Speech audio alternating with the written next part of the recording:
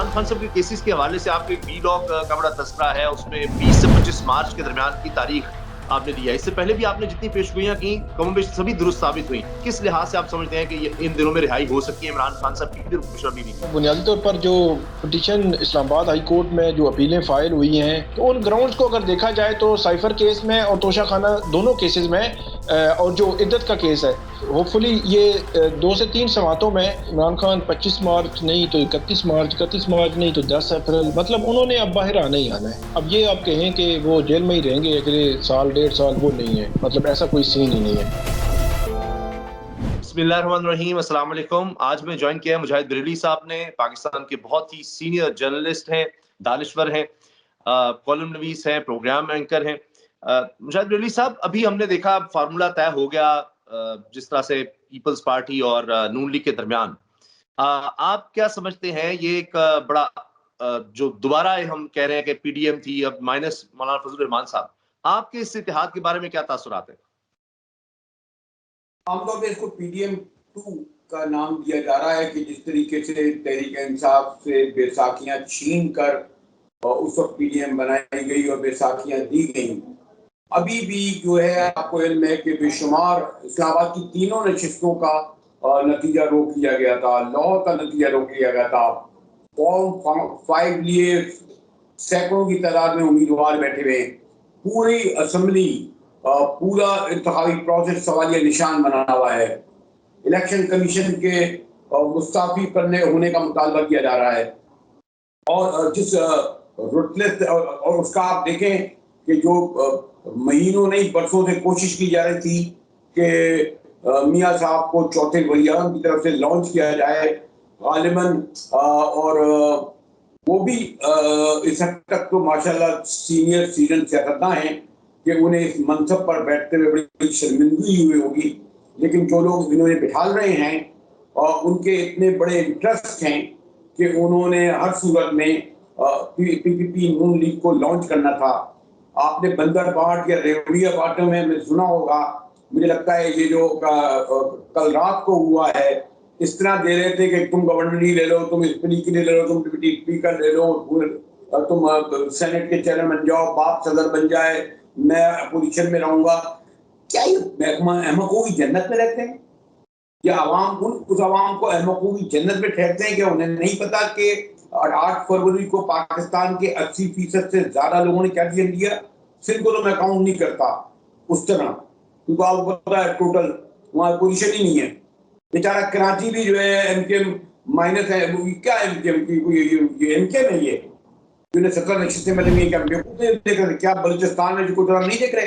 16 और 17 ये तो नशिस्तें अगर आप मिला लें और उसके बाद इलेक्शन मजाक है, कम से कम 50 नशिस्तों के बारे में मैं कह सकता हूँ कि ये छीनी गई हैं, की गई हैं, और इसीलिए ऐसी कमजोर हुकूमत की ना बाहर कैपेबिलिटी है ना पाकिस्तान के अंदर। ठीक। चलिए, साकिब बशीर साहब ने भी ज्वाइन किया है, कोर्ट रिपोर्टिंग का बहुत बड़ा नाम, और कोर्ट रिपोर्टर्स के ये रहनुमा भी रहे हैं, उनकी बॉडी के प्रेसिडेंट भी रहे। साकिब बशीर साहब, ये फरमाइएगा, इमरान खान साहब के केसेस के हवाले से आपके एक वीलॉग का बड़ा तस्करा है, उसमें 20 से 25 मार्च के दरमियान की तारीख आपने दी है। इससे पहले भी आपने जितनी पेशगोइयां की कमोबेश सभी दुरुस्त साबित हुई। इसके हवाले से बताइएगा, ये 20 से 25 मार्च की तारीख किस लिहाज से आप समझते हैं कि इन दिनों में रिहाई हो सकती है इमरान खान साहब की और बुशरा बीवी की भी? बहुत शुक्रिया उसामा गाजी साहब। इसमें बुनियादी तौर पर जो पिटीशन इस्लामाबाद हाई कोर्ट में जो अपीलें फाइल हुई हैं, वो अपीलें आज 20 फरवरी है, तो वो अपीलें तकरीबन अगले 3 से 4 रोज में मुकर्रर होनी है समाअत के लिए। बेंच बनेगा, उसमें फिक्स हो जाएंगी। तो पहली जब समाअत होगी तो उसमें नोटिस होंगे 8-10 दिन के लिए, एक नोटिस होंगे, दूसरे नोटिस होंगे। तो होपफुली ये 2 से 3 समातों में जो इनिशियली जो उनकी जमानत की दरखास्तें हैं या सस्पेंशन ऑफ सेंटेंस, वो डिसाइड होनी है। तो वो ऑलमोस्ट वही टाइम बनता है कि 20 से 30 मार्च के दरमियान जो तीसरी समाअत होगी, तो उस समाअत में ये इम्कान मौजूद है कि अदालत जो है वो उसका फैसला करे। मे बी मतलब मार्च से अप्रैल के पहले वीक तक भी जा सकता है, लेकिन मेरी असेसमेंट ये है कि इस दौरान ये हो सकता है। ये क्योंकि दोनों अपीलें उनमें नोयत ऐसी है कि साइफर का केस भी है और तोशा खाना केस भी है, उसमें प्रोसेस की इस लेवल की वायलेशन है, आर्टिकल 10A जो फेयर ट्रायल का तकाजा करता है, उसमें उस लेवल की वायलेशन है। मेरा ये ख्याल है कि ये जैसे ही सस्पेंशन ऑफ सेंटेंस के लिए जो ग्राउंड होती है कि आपको आपकी अपील बाद में अदालत सुनेगी, लेकिन अदालत ये असेस कर ले कि असेसमेंट एक बनती है कि ये अपील बरकरार शायद ना रह सके, ये जो सजा है शायद बरकरार ना रह सके और अपील मंजूर हो जाए, तो वो असेसमेंट करने के लिए अदालत के लिए कुछ ग्राउंड्स होना जरूरी होते हैं। तो उन ग्राउंड्स को अगर देखा जाए तो साइफर केस में और तोशा खाना दोनों केसेस में और जो इद्दत का केस है, इन केसेस में जो ग्राउंड्स इनिशियली मौजूद हैं कि ये फौरी तौर पर सजाएं मुअत्तल हो जाएं और जो उनकी रिहाई है वो जमानत पर जो है वो रिहाई मुमकिन हो सके। सही। मुजाहिद लोधी साहब ये फरमाइएगा, आपने जिस तरह कहा कि ये मैंडेट कहाँ से आ गया, सबको नजर आ रहा है, फॉर्म 45 की भी बात हो रही है। क्या इस सेटअप को चलाया जा सकेगा इतनी बड़ी धांधली के बाद? जिस तरह हम सुन रहे हैं, राशिद सुब्रो साहब ने कह दिया जी हम 10 लाख लोग कराची आ जाएंगे और हम हल्फ नहीं लेने देंगे। जमात इस्लामी कह रही है कि हम सबसे राब्ता करेंगे और तहरीक का ऐलान कर रहे हैं। तहरीक इंसाफ को हम पहले ही देख रहे हैं, बलूचिस्तान की सूरत हाल भी आपके सामने है। तो क्या आपको लगता है कि ये पार्टीज इतना प्रेशर डाल सकेंगी कि ये मैंडेट अगर गलत है तो उसको वापस लिया जा सके? देखिए जी, सबसे ज्यादा पाकिस्तान में क्या दुनिया के बड़ा कहा जाता है कि इंसाफ का कत्ल जो है वो अदालतों में हुआ है। पाकिस्तान की तारीख उठा ले, जितना आमिरों को और आमराना फैसलों को इंडोर्स हमारी अदालतों ने किया है, एक शर्मनाक किरदार उसका हमारे सामने रहा है। भुट्टो की फांसी तो खैर एक फैसला ही है, नजरिया जरूरत को जस्टिस नवाज हक ने दिया, एक जस्टिस मुनीर क्या वो तारीख चली आ रही है। मियां नवाज शरीफ के बारे में सबूत मौजूद है, किताब में लिखा है बेदलील ने कि इसने $1 करोड़ जो है वो ओसामा बिन लादेन से लिए। इस बुनियाद पर तो काबिल जुर्म नहीं था। फिर जिस तरह गवर्नमेंट खत्म की गई, मकसद ये कि इस पर खुद काफी फायदी से था। आर्टिकल 17 के तहत उनको यह हक ही नहीं था वो किसी पार्टी से बल्ले का निशान ले ले। उनका काम ही नहीं है कि जो कुछ कर रहे थे, ये तो इलेक्शन कमीशन का काम है। और याद नहीं है कि जब आपने सुप्रीम कोर्ट ने इलेक्शन कमीशन को कहा था कि आप इलेक्शन की तारीख दें, तो उन्होंने कहा न सदर कह सकता है न सुप्रीम कोर्ट हमें कहता है, जमीन सूट करता है। मतलब ये जो आप बातें कर रहे हैं, सबसे बड़ा फैसला है वो आवाम ने लिया है और इस बात से डरें और खौफजदा हों। रेड्डी साहब आपकी बात दुरुस्त है। ये साकिब बशीर साहब, आज ये खबर आई कि जो बलूचिस्तान बार है उनकी तरफ से भी कहा जा रहा है हम इनवाइट करेंगे और एक तहरीक का ऐलान कर रहे हैं कि इस तरह नहीं हो सकता, ये आइन और कानून की भी खिलाफ वर्जी है। ये अगर तहरीक वुकला की बात बलूचिस्तान से शुरू होती है तो ये कितनी सिग्निफिकेंट होगी? और इससे पहले ये बताएगा, आज जो बाबर सत्तार साहब ने जिस तरह से केस को कंडक्ट किया है, ये डीसी के लिए या ब्यूरोक्रेसी जिसमें आरओ सारे आ जाते हैं, उनके लिए कितनी बड़ी खतरे की घंटी है? जिस तरह से हमने एमपीओ जारी होते देखे, आपको लगता है कि इसके बाद सबके लिए कान हो जाएंगे उनको कि जी ये तो बाबर सत्तार साहब या इस्लामाबाद हाईकोर्ट के एक अहम जज जो है वो पीछे नहीं हट रहे? जी, जो डीसी इस्लामाबाद का जो मामला है ये बहुत अहम नोयत का भी है और अब तो आखिरी मरहले में पहुंच चुका है। 1 मार्च को उनके खिलाफ कंटेम्प्ट ऑफ कोर्ट की जो प्रोसीडिंग्स हैं उनका फैसला जो है वो सुनाया जाएगा। ये अपनी नोयत का मुनफरिद और अनोखा केस इसलिए है कि रिसेंट पास्ट में हमने देखा कि एक केस में अगर किसी की रिहाई हुई है, जमानत हुई है, तो दूसरे में गिरफ्तारी हो गई है, दूसरे में रिहाई हुई है तो तीसरे में गिरफ्तारी हो गई है, तीसरे में रिहाई हुई है तो चौथे में गिरफ्तारी, उसके बाद एक एमपीओ, फिर दूसरे डिस्ट्रिक्ट का एमपीओ, फिर तीसरे डिस्ट्रिक्ट का एमपीओ। तो रीजनिंग एमपीओ जारी करते हुए रीजनिंग जो है वो इतनी नहीं थी कि जस्टिफाई की जा सकती है अदालतों के सामने। ब्यूरोक्रेसी क्योंकि एमपीओ जारी करती रही है, जस्टिफिकेशन नहीं थी, मुख्तलिफ हाई कोर्ट्स के सामने ये केसेस जाते रहे हैं, इस्लामाबाद हाई कोर्ट के सामने भी केसेस आते रहे हैं, कोई जस्टिफिकेशन नहीं दे सकते थे। तो यहाँ पे भी इस्लामाबाद हाई कोर्ट में भी कुछ ऐसे केसेस हुए जहाँ पे इन्होंने रोका, फवाद चौधरी जो है उनको गिरफ्तारी से रोका, उनकी सुप्रीम कोर्ट के बाहर से गिरफ्तारी हुई, वो इसी हाई कोर्ट का ऑर्डर दिखाते रहे, इसके बावजूद गिरफ्तारी हुई। फिर जो है वो शीरी मजारी जो है उनको इस्लामाबाद हाई कोर्ट ने गिरफ्तारी से रोका, उनकी गिरफ्तारी इस्लामाबाद पुलिस ने ही की। ये भी रिकॉर्ड पे है और वो दिखाते रहे ऑर्डर, लेकिन गिरफ्तारी कर ली गई। इसी तरह एमपीओ जारी होते रहे। इस एमपीओ जो डीसी इस्लामाबाद है, इनका केस मुनफरिद इसलिए मैं कह रहा हूं कि इन्होंने 16 मई को एक एमपीओ जारी किया था शहरयार अफरीदी के खिलाफ। उस एमपीओ को इस्लामाबाद हाई कोर्ट ने कलअदम करार दिया और उसके बाद यहाँ पे जो मुस्तकिल बुनियादों पर एमपीओ जारी होते रहे। तकरीबन 70 के करीब एमपीओ इन्होंने जारी किए, एमपीओ 3 के ऑर्डर्स, और उसमें तकरीबन 40 के करीब इस्लामाबाद हाई कोर्ट ने वो केसेस सुने और इस्लामाबाद हाई कोर्ट में एक सिंगल एमपीओ भी सस्टेन नहीं कर सका। तो अदालत का ये सवाल था कि जब एक सिंगल एमपीओ भी सस्टेन नहीं कर सका तो आपने शहरयार अफरीदी जिसके खिलाफ मई में एक एमपीओ जारी किया, उसमें अगस्त में एमपीओ क्यों जारी किया? जब वो 3 माह से वो जेल में थे तो जेल से वो कैसे नक्शे अमन का खतरा थे इस्लामाबाद में, कि जब उनकी कोई एक्टिविटी नहीं थी, कोई उनके साथ मुलाकात नहीं थी। और अदालत में यह भी बताया गया था उनके शहरयार अफरीदी के वकील की जानिब से कि उनसे 1 माह तक किसी ने मुलाकात ही नहीं की। तो केस ये बनाया गया कि वो सोशल मीडिया के जरिए कोई ऐसा माहौल बना रहे हैं कि वो इस्लामाबाद में कोई नक्शे अमन का खतरा पैदा कर सकते हैं, लॉ एंड ऑर्डर की सिचुएशन पैदा कर सकते हैं। तो अदालत ने इसी बुनियाद पर उनके खिलाफ कंटेम्प्ट ऑफ कोर्ट की प्रोसीडिंग शुरू की थी। फिर उसमें जिस जिस इदारे ने रिपोर्ट दी, जिस जिस बंदे ने रिपोर्ट दी, जहां जहां वो रिपोर्ट गई, तमाम को इसमें बतौर गवाह जो है वो उसमें स्टेटमेंट्स रिकॉर्ड हुई हैं, उनकी स्टेटमेंट्स ली गई हैं, आर्गूमेंट्स हुए हैं। आज जो डीसी इस्लामाबाद हैं उन्होंने अदालत में ये कहा कि अनकंडीशनल वो अपॉलॉजी करते हैं, वो अदालती रामो करम पर छोड़ते हैं। उनके वकला ने भी कहा और कल वो आए भी नहीं थे, अदालत ने एक और शोकाज कर दिया है।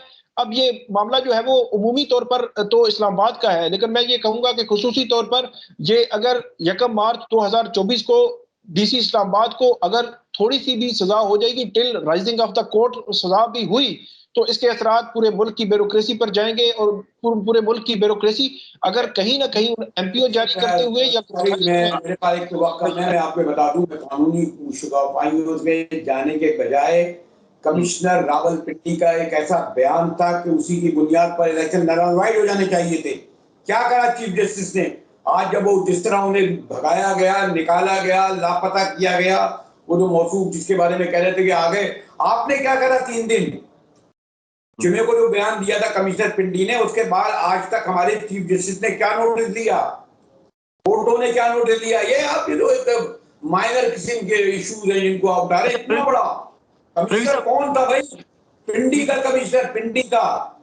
तो साहब एक बात सुनिएगा, आपने बड़े देखे उरूज जवाल पार्टीज का, अभी आप क्या देख रहे हैं? एमक्यूएम का हाल, पीपल्स पार्टी का या नून लीग का, इन तीनों का जो सारे ये सब इकट्ठी हो गई है, तो आगे आप क्या नजर आ रहा है आपको कि अगले इलेक्शंस में जब भी होंगे इनके लिए कैसी सूरत हाल होगी? ये अलग तो पार्टियां नहीं है, ये तो लिमिटेड कंपनियां हैं। जमाल नासिर ने एक बार सऊदी अरब के बारे में कहा था, ये सल्तनत थोड़ी है, ये तो शहजादों की लिमिटेड कंपनियां हैं। ये जरदारी कंपनी है, शरीफ कंपनी है। हाँ, अब मैं कह सकता हूँ, पहले मेरे भी ख्याल था कि खान साहब जब तक 2018 में जिस तरह उन्होंने पावर शेयर किया, जिस तरह वो एक उनको अपनी एक रूम था अपने हीरो वर्शिप का, तो वो एक नौजवान जो 18 2 करोड़ 2.25 करोड़ था, जिस तरह डटा है, उसने पीटीआई को पार्टी बना दिया है। और इमरान खान की जो चप्पलें उठाने, पिशावरी चप्पलें उठाने वाली लीडर थी ना, ये सबसे पहले भागी, ये अली जैदी और इमरान इस्माइल और तरीन और अलीम और जमील और शकील।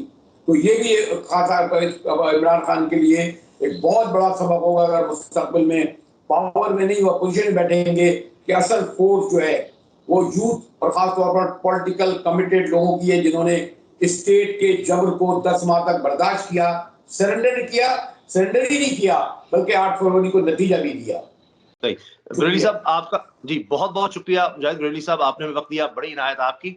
अच्छा साकिब बशीर साहब, ये फरमाइएगा कि ये जिस तरह आपने जो डीसी इस्लामाबाद का जिक्र किया, वो तो हम देखते हैं डीसी इस्लामाबाद एक तरफ है, क्योंकि ये वो डीसी है जिनको इलेक्शन कमीशन नहीं हटा सका, यानी इलेक्शन कमीशन कहता रहा लेकिन इनको कोई नहीं हटा सका। अब ये बाबर सत्तार साहब की जो अदालत है उसमें आप कह रहे हैं इनको सजा भी हो सकती है और सबको एक बड़ा पैगाम जाएगा। दूसरा, जो बलूचिस्तान बार की तरफ से जो अब एक इनिशिएटिव नजर आ रहा है, आपके ख्याल से क्या अगर ये वकला तहरीक में बदल जाता है तो ये एक नया मसला नहीं खड़ा हो जाएगा तमाम इदारों के लिए, यानी सुप्रीम कोर्ट के लिए भी, इलेक्शन कमीशन के लिए भी? क्योंकि बड़ी सख्त स्टेटमेंट बलूचिस्तान बार की तरफ से आई है, वो कह रहे हैं कि हम सबको बुलाएंगे और हम आगाज कर रहे हैं तहरीक का। जी बिल्कुल, बलूचिस्तान को नज़रअंदाज तो होता है नज़र कहीं ना कहीं। और अब जो अगर बलोच वहाँ से जो वकला हैं वो इतनी एक्टिव हो रहे हैं या उनकी सख्त स्टेटमेंट जो आई है उसको अगर देखा जाए तो चीज़ें आगे बढ़ सकती हैं। लेकिन इसमें एक जो फैक्टर है उसको देखा जाना ज़रूरी है, क्योंकि उसके बगैर जो वकला तहरीक है वो शायद शुरू ना हो सके या उस तरह एक्टिवली आगे ना बढ़ सके। वो है सुप्रीम कोर्ट बार एसोसिएशन और Pakistan bar council. Supreme court bar association और पाकिस्तान बार काउंसिल ने एक एक स्टेटमेंट जो है वो उन्होंने जारी तो की है, लेकिन उनकी स्टेटमेंट जो है वो इतनी सॉलिड नहीं है कि उसको ये समझा जाए कि वो वकला तहरीक शुरू करने या किसी इस किस्म की सिचुएशन में जाने के लिए तैयार हैं, या वो कह रहे हैं कि नहीं ये चीज़ें ग्रीवेंस एड्रेस होने चाहिए। असल में जो वकला की बड़ी बॉडीज हैं इनमें भी जो सियासी असर रसूख है बहुत ज्यादा है, तो वो सियासी असर रसूख फिर उनकी पॉलिसीज में भी नजर आता है। ये वक्त के साथ साथ ये सियासी असर रसूख बढ़ा है। तो अगर सुप्रीम कोर्ट बार एसोसिएशन या पाकिस्तान बार काउंसिल अगर ऐसा स्टांस नहीं लेती या वो वकला तहरीक की हक में बात नहीं करती या उस किस्म की प्रेस कॉन्फ्रेंसेज उनकी नहीं आती, तो फिर एक सूबे की जो बार एसोसिएशन है या बलूचिस्तान बार एसोसिएशन है वो अगर बात करेगी तो वो कौन तो यकीनी तौर पर होगी, उनका हक है, राइट है, वो एहतजाज कर सकते हैं। लेकिन उस लेवल पर नहीं होगी कि हम उसको कहें कि वो एक वकला तहरीक होगी, क्योंकि सिंध बार काउंसिल उनकी जानिब से कोई इतनी मजबूत स्टेटमेंट नहीं आई, या खैबर पख्तूनख्वा या पंजाब की जानिब से या पाकिस्तान बार काउंसिल या सुप्रीम कोर्ट बार जो बड़ी बार जो है वो उनकी लीडिंग लीडिंग जो बॉडीज हैं। तो ये एक फैक्टर बहरहाल मौजूद है। लेकिन उनकी जानिब से जो स्टेटमेंट्स आई हैं उनको आप यकदम नजरअंदाज भी नहीं कर सकते। कुछ हालात बदलते भी पता नहीं चलता कि पंजाब से भी, सिंध से भी या मुख्तलिफ जगहों से वकला की बॉडीज इंडिविजुअल लेवल पे कुछ आवाजें उठाना शुरू कर दें और वो कहें कि धांधली के खिलाफ हम जो है वो निकलेंगे, तो वो एक अलग सूरत हाल होगी। अच्छा, आखिर में साकिब बशीर साहब, ये chief justice high court Ahmed Abbasi के जो रिमार्क्स हैं आज ये समात के, वो मैं आपके सामने रख रहा हूँ। समात 5 मार्च तक मुलतवी हुई है। वो कहते हैं जिस तरह इलेक्शन कराए माशाल्लाह दुनिया तारीफ कर रही है। इंटरनेट बंदिश केस में chief justice Sindh high court Aqeel Ahmed Abbasi के रिमार्क्स, इंटरनेट बंद करके दुनिया में अपना क्यों तमाशा बना रहे हैं। ड्राइंग रूम में बैठ के ओहदे बांटने थे तो इलेक्शन कराने की क्या जरूरत थी। ऐसा मत करें, लोगों को सब पता है कौन क्या कर रहा है। अदालत ने इलेक्शन वाले इंटरनेट बंद करने की वजूहात तलब कर ली। अब ये सिंध हाईकोर्ट के चीफ जस्टिस भी कह रहे हैं। हमने देखा कि कुछ लोग, खास नून लीग बड़े एतराज कर रही है कि जी पेशावर हाईकोर्ट से क्यों रिलीफ मिल रहा है। मियां असलम इकबाल वहां पर गए, उनको रिलीफ मिल गया, जमानत मिल गई, राहदारी। इसी तरह फैसल जावेद है, शिबली फराज, ये सेनेटर हैं। तो पहले पेशावर हाईकोर्ट पे एतराज था, अब ये सिंध हाईकोर्ट के चीफ जस्टिस के जो रिमार्क्स हैं ये तो बड़े वाजे हैं। यानी अगर जाहिर है रिमार्क्स का कोई फर्क नहीं होता फैसलों पर, लेकिन ये तो यानी कम होता है कि जजेस ऐसे रिमार्क्स दे जिसमें बिल्कुल ही वो बता रहे हैं कि जी ये सबको पता लग गया आपने किस तरह के इलेक्शंस करवाए हैं। अगर इस तरह ड्राइंग रूम में होते बांटने तो इलेक्शन कराने की क्या जरूरत थी। सबको पता लग रहा है क्या हो रहा है। तो ये कितना हमारे इस निजाम के लिए कितना बड़ा सवालिया निशान है कि जजेस भी बैठ के कह रहे हैं कि ये क्या हो रहा है। बिल्कुल, ये जो रिमार्क्स आए हैं chief justice Sindh high court के, ये अदलिया की जानिब से पूरे मुल्क में पहली दफा 8 जो फरवरी को इलेक्शंस हुए हैं, उन इलेक्शंस पर जो सवालात उठे हैं, उनकी शफाफियत पर जो सवालात उठे हैं, उनके हवाले से अदलिया में पहली आवाज आई है। क्योंकि इस्लामाबाद हाई कोर्ट में भी ये केसेस आए हैं, लेकिन उन केसेस में उस तरह की बात नहीं हुई कि उसको हम कह सकें कि कोई ऐसी सूरत हाल हो कि ऐसी सिचुएशन हो कि जिसको आप पिन पॉइंट कर सकते हैं कि उन्होंने खुल के बात की हो।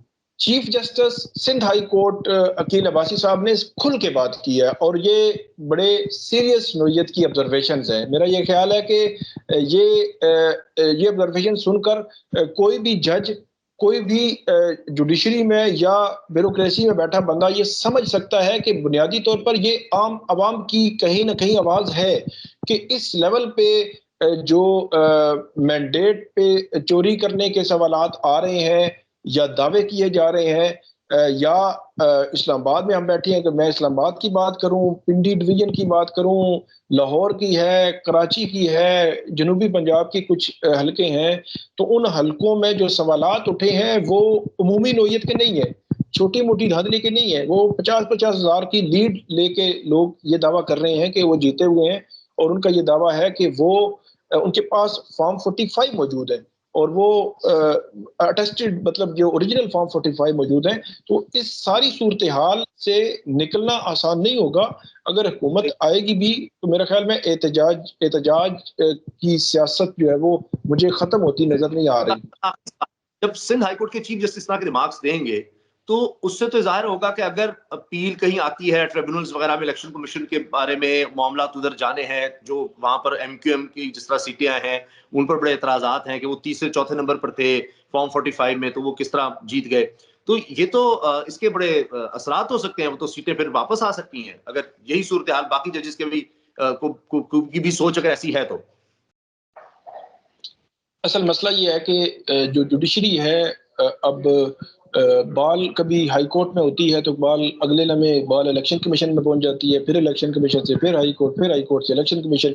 अब जो इलेक्शन कमीशन और हाई कोर्ट दोनों मिल के बाद जो है वो ट्रिब्यूनल के हवाले कर रहे हैं। अच्छा, ट्रिब्यूनल जो है वो बड़े इन डेप्थ क्योंकि देखते हैं तो वो बड़ी तवील समातें होती हैं, तवील तरीके से उसको जांच पड़ताल होती है, बयानात स्टेटमेंट्स रिकॉर्ड होती हैं, तो उसमें टाइम लग जाता है। तो अब ये देखना है कि क्या जो ट्रिब्यूनल्स हैं, जब उनमें केस जाएंगे, अभी जाना शुरू हो जाएंगे अगले 2-4 रोज में, तो जब ट्रिब्यूनल्स में ये केस जाएंगे तो फिर ट्रिब्यूनल्स कितने अरसे में इसको डिसाइड करते हैं। असल मामला ये है कि केस जो जेन्युइन है, कहीं ना कहीं कुछ ना कुछ चीजें नजर आती हैं, लेकिन फिर भी किसी ना किसी फोरम पे ये डिसाइड होने हैं, और वो फोरम ट्रिब्यूनल्स का है। अब ट्रिब्यूनल्स की माजी की हिस्ट्री देखें तो वो 1.5-2 साल लगा देते हैं, फिर सुप्रीम कोर्ट में जाके मामला हो जाता है। तो उस सारे तनाजुर को अगर देखा जाए तो उसमें फिर ये एक इशू होगा टाइम लिमिट का। अगर ये मामला 1 मंथ में या 2 मंथ में डिसाइड नहीं होता और जाके 1.5 साल में डिसाइड होता है, तो फिर मेरे ख्याल में उसके असरात डिफरेंट होंगे,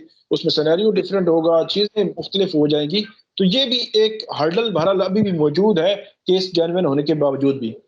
अच्छा, मैंने कहा था आखिरी सवाल लेकिन मुख्तसर रहेगा, जो हमने जहां से शुरू किया था, अगर इमरान खान साहब की रिहाई वाकई ये 20-25 मार्च के दरमियान हो जाती है तो फिर आप सियासी तौर पर क्या देख रहे हैं? ये तो एक बिल्कुल एक हिल के रह जाएगी सारी सियासत उसके बाद, क्योंकि इमरान खान साहब की रिहाई, वो जेल में होते हुए उन्होंने इलेक्शंस में देखें कितना परफॉर्म कर दिया, तो रिहाई के बाद तो यानी हुकूमत अपनी जगह रह जाएगी लेकिन उनकी पॉपुलैरिटी तो एक संभालना ही बड़ा मसला हो जाएगा। नहीं, वो मैंने आपको बताया ना कि वो डेफिनेटली इमरान खान 25 मार्च नहीं तो 31 मार्च, 31 मार्च नहीं तो 10 अप्रैल, मतलब उन्होंने अब बाहर आना ही आना है। अब ये आप कहें कि वो जेल में ही रहेंगे अगले साल 1.5 साल, वो नहीं है, मतलब ऐसा कोई सीन ही नहीं है। अब 1 से 1.5 माह में उन्होंने बाहर आना ही आना है, क्योंकि वो सारे केसेस में उनकी जमानत है, 3 ही उनकी कन्विक्शंस हैं, इन तीनों में उनकी जमानत हो जानी है। तो ये मतलब मोर और लेस आप ऊपर नीचे कुछ हफ्ता 10 दिन ऊपर नीचे हो सकते हैं, लेकिन उन्हें बाहर आना ही आना है। अगली बात जो आपने की तो डेफिनेटली इमरान खान जो है वो ये समझते हैं कि उनका पूरा मैंडेट चुराया गया है, और उनकी जो टून है, असल में जो पीटीआई की जो बाहर बैठी लीडरशिप है, वो जो बात जिस लहजे में कर रही है, मेरा ख्याल है कि उससे डबल सख्त लहजा अंदर बैठी जो लीडरशिप है उसका है, इमरान खान हो या शाह महमूद कुरैशी हो। 9 तो मई के जब वो बाहर आए, यूं का आज 164 का कहा जा रहा है, बयान आ गया कि जी वो ये था कि मुझे टिकट मिल जाएगी, मैंने खुश होने करने के लिए इमरान खान को किया, और ये पहले से डिसाइडेड था कि अगर इमरान खान को गिरफ्तार किया गया तो हमने इस तरह निशाना बनाना है तंसीबात को। तो ये इस बयान का क्या होगा? अभी 9 मई के केसेस भी तो इमरान खान पर बनाए जा रहे हैं। उसमें ट्रायल होना है, 28 फरवरी को उसकी तारीख है, लेकिन वो ट्रायल उसमें जमानतें हो चुकी हैं, जिसमें अभी जो बयान आया है वासिक कयूम का, तो वो ट्रायल होगा और ट्रायल तवील चलेगा। मतलब मुझे नहीं लगता कि बहुत जल्दी वो ट्रायल जो है वो मुकम्मल होने वाला है। तो वो तवील ट्रायल चलेगा, ट्रायल के बाद ही कुछ चीज़ें जो है वो आगे हो सकेगी। मसला तब होता है कि जब आपकी जमानत भी ना हुई हो। तो जो जिसमें वासिक कयूम बयान दे रहे हैं उसमें इमरान खान की जमानत हो चुकी है इस केस में। ठीक है। तो इस सिनेरियो में वो मैं देख रहा हूँ कि वो बाहर आना उनका बज़ाहिर लग रहा है कि वो आ जाएंगे, चाहे जाए कि कोई नया केस ही ना बने। ठीक है, ये भी पता नहीं लगता। सर बहुत-बहुत शुक्रिया साकिब बशीर साहब आपका। सर आपने वक़्त दिया, बड़ी इनायत आपकी, बहुत मेहरबानी।